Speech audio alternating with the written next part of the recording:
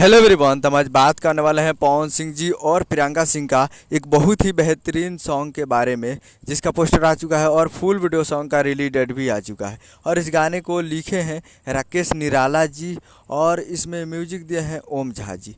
और इस गाने को गाए हैं पवन सिंह जी और प्रियंका सिंह जी, जो कि आपको स्क्रीन के ऊपर दिखाई दे रहा है। जिस सॉन्ग का टाइटल रखा गया है सेनुर रंग, जिसका टाइटल है सेनुर रंग। और वीडियो में आपको दिखेंगे पवन सिंह जी और स्मृति सिन्हा जी, फिट में है स्मृति सिन्हा जी। और ये फुल वीडियो सॉन्ग रिलीज इन 28 अक्टूबर 2023 को सुबह 7 बजे फुल वीडियो सॉन्ग को रिलीज़ किया जाएगा।